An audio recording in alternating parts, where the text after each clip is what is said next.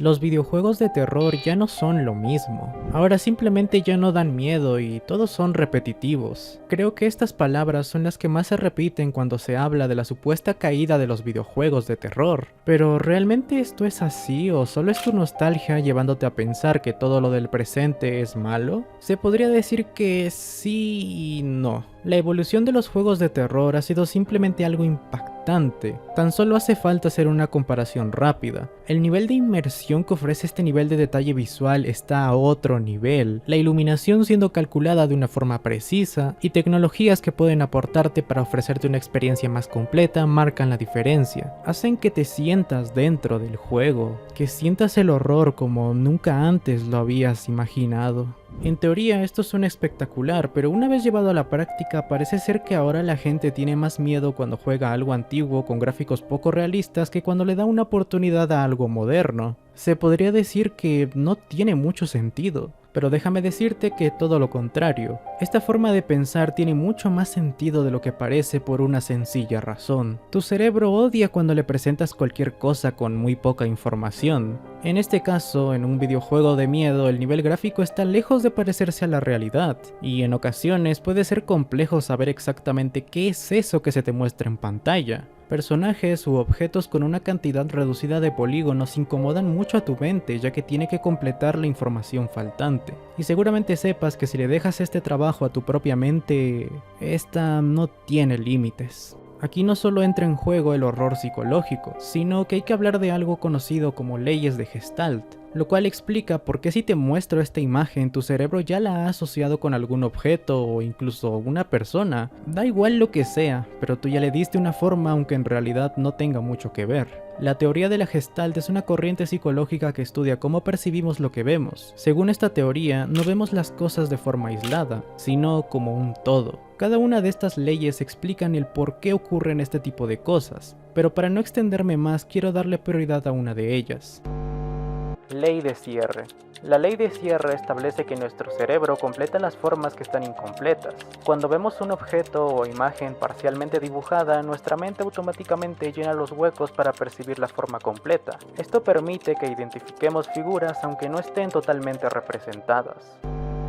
La forma en que esto funciona tiene su complejidad, ya que aparte de la ley de cierre hay otras como la ley de semejanza, que básicamente explica cómo la mente agrupa los elementos que tienen características similares, como lo puede ser el color, el tamaño o la forma. Cuando varios objetos comparten rasgos visuales, nuestra mente los percibe como parte de un mismo grupo. Cuando en un juego antiguo miras a lo lejos algo poligonal que no tiene una forma muy clara, tu cerebro actúa y le da sentido a todo. ¿Acaso eso de verdad es un objeto, un monstruo, o simplemente no es nada y es pura paranoia? A lo que voy es que mientras el videojuego tenga menos información en pantalla, el horror aumenta. Pero esto por algo tan fascinante como lo es tu propio instinto de supervivencia. Aquí no tiene nada que ver el típico screamer barato que fue la moda en su momento, sino que hablamos de cómo las propias limitaciones de hardware de la época hacían que los desarrolladores jugaran con tu mente indirectamente. Bueno, hay una excepción a esto último, ya que existe un videojuego que aprovechó las limitaciones que tenían las consolas del momento para crear un elemento visual que a día de hoy es icónico,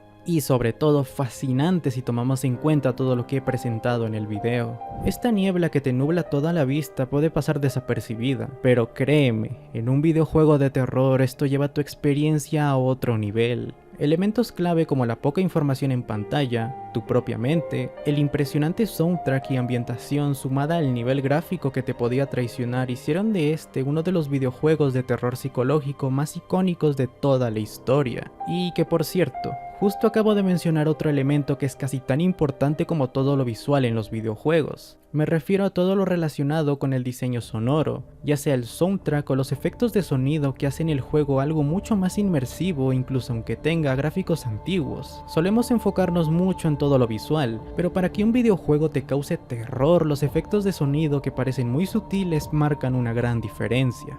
Anteriormente los juegos contaban solo con audios pregrabados, pero hacía falta algo más para lograr la inmersión esperada. Efectos de sonido cuando tú como jugador realizaras una acción, y juegos de terror como los primeros Resident Evil se beneficiaron mucho de estos avances. Y no solo eso, sino que le mostraron al mundo lo importante que es el diseño sonoro en un juego de terror.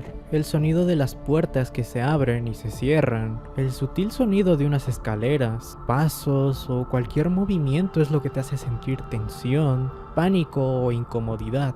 Y todo esto fue posible gracias a las nuevas generaciones de consolas. El avance tecnológico fue fundamental para ello, y es aquí en donde el argumento de todo lo de antes era mejor solo por ser antiguo se comienza a caer. Si bien hay argumentos sólidos para explicar por qué un videojuego antiguo da tanto miedo, es importante no quedarse solo con eso, sino que analizar el presente también es importante. Y aunque ya te hablé sobre la necesidad del cerebro para encontrarle sentido a las cosas con poca información, esa no es la única forma de generar miedo, y es aquí en donde los videojuegos modernos sacan una ventaja significativa. La iluminación es probablemente de lo más importante para obtener una experiencia completa en un juego de terror, y siendo sinceros, hablando de forma objetiva, es imposible negar que esto es mejor que esto otro. Simplemente no hay punto de comparación, pero por si no fuera este ejemplo suficiente, dentro del mismo juego activaré algo conocido como trazado de caminos, o mejor conocido como path tracing. Y créeme, la diferencia es simplemente abismal. Ahora tenemos reflejos mucho más realistas. Vemos a nuestro personaje en el espejo justo como pasaría en la vida real, en donde en cualquier momento un solo sonido te pone en un estado de alerta total. Y ese reflejo en el espejo, créeme, que intensifica el horror mucho más. Pero déjame ponerte otro ejemplo. Esto que estás viendo no se ve mal, pero le falta algo, como que el lugar está demasiado iluminado o la ambientación no cuadra del todo. Ahora activemos el Path Tracing y el cambio una vez más es brutal.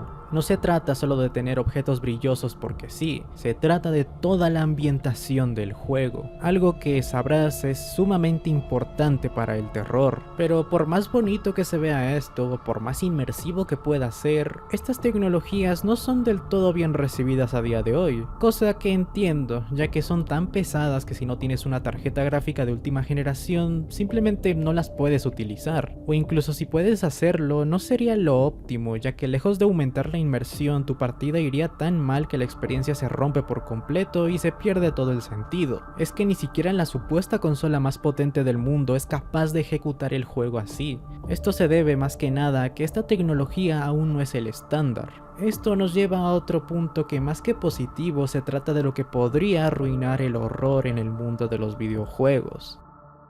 En un inicio te hablé de cómo en Silent Hill 2 se utilizaron limitaciones técnicas a propósito para jugar con tu mente, específicamente con aquella niebla utilizada para que las consolas olvidaran de renderizar cosas a larga distancia, y enfocaron únicamente su potencia en un entorno más reducido. Algo que a día de hoy me fascina porque los desarrolladores tenían que tener la creatividad para hacer que su juego opacara los gráficos poco realistas y dejando este apartado en segundo plano. Hoy en día varios juegos no tienen ni el más mínimo empeño en hacer algo creativo con las nuevas tecnologías, sino que simplemente las utilizan para trabajar menos. No se trata de que avances tecnológicos como la inteligencia artificial sean malvados por sí solos, no, nada que ver con esto realmente, sino que son las mismas personas las que le dan un uso erróneo. Cosas como la iluminación calculada en tiempo real mediante Path Tracing suenan muy bien, pero a la práctica es común ver una pésima implementación. Hay excepciones, claro. Tienes al nuevo Resident Evil, el cual sin necesidad de activar tecnologías ya es un juego impresionante que te causa ese terror que muchos buscan. A nivel sonoro y visual es una obra de arte.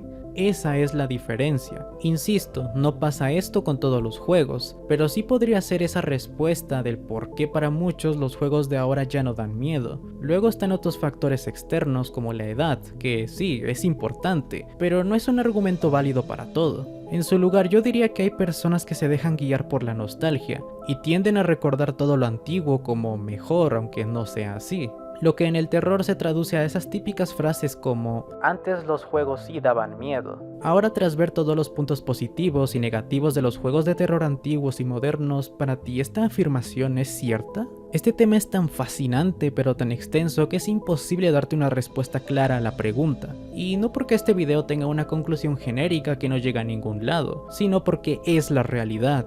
Los juegos no daban más miedo antes solo porque sí. No todos los videojuegos de terror de la actualidad son una porquería. Cada uno tuvo y tiene sus puntos positivos como negativos. Pero eso sí, quiero aclarar algo. Si las herramientas disponibles en la actualidad se utilizan de la forma en la que se deben de usar, ya sea para crear entornos más escalofriantes o por lo menos para enfocarse en una mejor narrativa, es un poco tonto seguir negando que en la actualidad obtienes una mejor experiencia de juego con entregas actuales que con las más antiguas. Lo que nos deja en claro una cosa: el problema actual no es la tecnología ni la inteligencia artificial en los juegos o cosas de ese estilo. El problema se encuentra en el uso que el ser humano les da para entregar un producto mediocre, con mecánicas genéricas, mala optimización, una pobre narrativa y que hace el uso de tecnologías como ray tracing o path tracing para venderse como algo premium, pero que al final termina siendo un producto que, a pesar de que se vea hiperrealista, se ve superado por videojuegos más antiguos, que sí, tenían peores gráficos y muchísimas limitaciones técnicas, pero como ya viste en el video, esto último solo potenciaba el propio juego por esas limitaciones, hacían que los desarrolladores tuvieran la creatividad para crear un mejor producto final.